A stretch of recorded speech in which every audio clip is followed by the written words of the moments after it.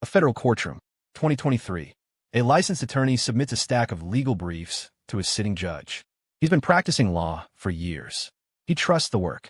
The judge reads the citations, pulls them up. None of them exist. Not one.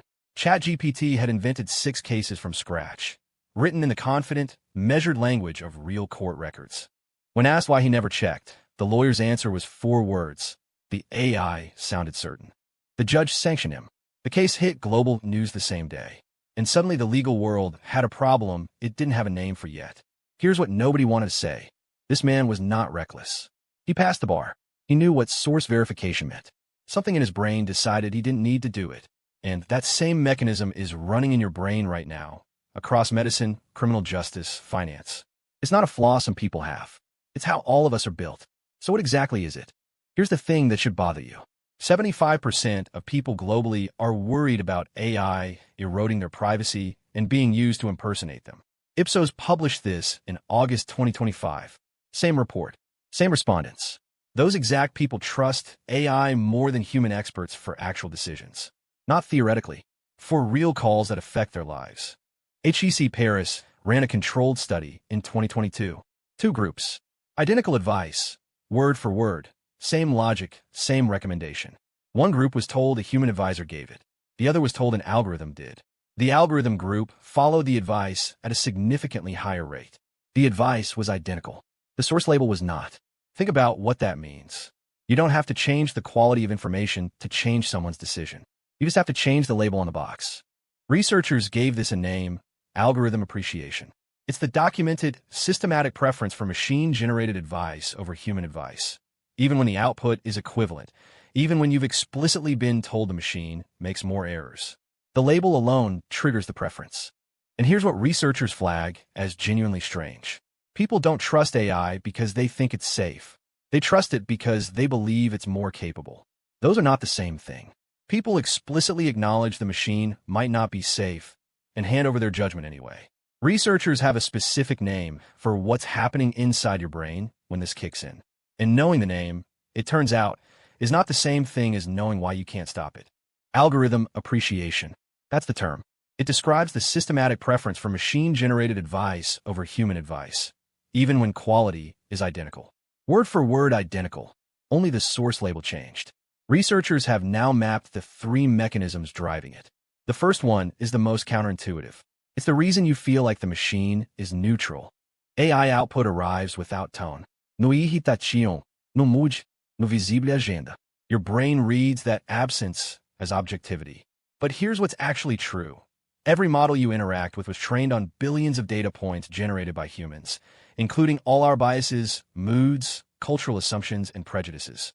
The neutrality is aesthetic. The bias is structural. And structural bias is the hardest kind to argue with because it looks like math. The second mechanism is older. It's called automation bias, the tendency to over-rely on automated systems. Aviation documented it first, then radiology. June 2009, Air France Flight 447, Mid-Atlantic. The autopilot disengaged. The pilots had flown with it long enough that when it switched off, they couldn't recover manually. They had lost the skill. 228 people didn't make it. Investigators concluded the crew had trusted the machine so completely they stopped maintaining the capability to override it. The third mechanism is the cruelest. Algorithm appreciation is strongest when users feel least confident in their domain. MIT Sloan published this in January 2026. People favor AI specifically in tasks that feel impersonal, where objectivity seems more important than judgment. The less you know, the more you defer, which means the people most likely to be harmed are the people with the fewest defenses. Now imagine that same brain running those same 3 mechanisms in a courtroom, or an operating room, or a sentencing chamber. Here's what that brain actually looks like in action. A federal courtroom, New York, 2023. A licensed attorney files a legal brief packed with citations, case names, docket numbers, judges' quotes. The kind of detail that makes a brief look airtight. None of the cases exist. ChatGPT had invented them. He'd asked the model to research precedent.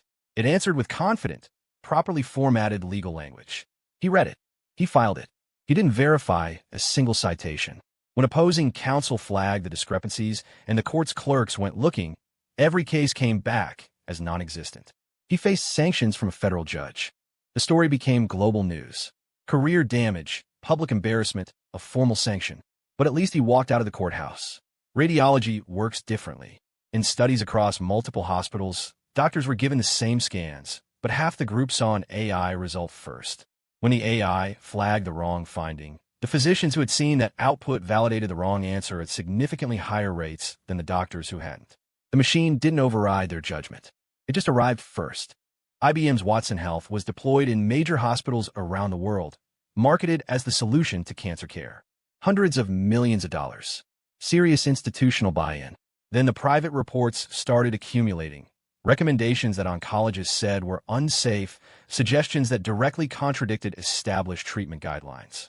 Watson Health was quietly shut down in 2022. The patients treated in those years don't get a revised prognosis. Now, take it one level higher. Not a career, not a misdiagnosis. Someone's freedom. ProPublica's Compass investigation found that a risk assessment algorithm used in U.S. sentencing decisions was flagging black defendants as high risk at nearly twice the rate of white defendants with equivalent records. And the judges who received that algorithmic score sentenced in line with it, even when their own handwritten notes from the same case showed skepticism about the risk level. The research on Compass bias wasn't secret. It was published. It was covered. Court systems knew. The tool stayed in use. Every one of those systems came with known limitations. People saw the warning signs. They kept trusting the score, which raises a question darker than the bias itself. Who benefits when you can't stop trusting the machine? Here's what feels like the obvious fix. You've seen the lawyer. You've seen Compass. You know the bias now. So knowing should be enough, right? Studies say no. Researchers tested people who could define automation bias, explain the mechanism, cite the literature. Same people. Under time pressure, under uncertainty, they still deferred to the machine. The trap doesn't care how well you understand it. It runs below the level where understanding lives. The industry's answer to this is human in the loop. Keep a person involved. A doctor reviews the AI scan. A judge questions the algorithm score. Sounds airtight. In practice, humans reviewing AI outputs at scale approve them above 95% of the time, without meaningful scrutiny. HCI researchers have a name for it. Automation complacency. The human is technically in the loop. They're just not actually checking. The label preserves the appearance of oversight. The oversight itself is gone. A 2024 Nature Systematic Review found people trust fully autonomous AI less than AI paired with a human reviewer. So the solution looked simple. Add the reviewer. Except the review is often a checkbox, not a check. And here's why this is structural. Researchers at Northwestern argue the term artificial intelligence is itself misleading. These systems train entirely on human-generated data, encoding every bias, every assumption, every blind spot we've ever had into a format that appears from the outside to have none. You can't think your way out of a trap built into the architecture, which means someone built the architecture, and someone is already counting on you not to question it. That someone has a name. Several, actually. Courts, hospitals, hiring platforms, financial institutions. Every sector with liability exposure and budget pressure has a direct financial incentive to deploy AI and then let your brain do the oversight work for them. The pitch they use internally is human in the loop. There's always a human, they say. Technically true, but in practice, humans reviewing AI outputs at scale approve them at rates above 95% without meaningful scrutiny. The human isn't in the loop. The human is a checkbox. Here's the number that should bother you. KPMG surveyed U.S. consumers in April 2025. 81% said they would trust AI more if laws and policies were actually in place.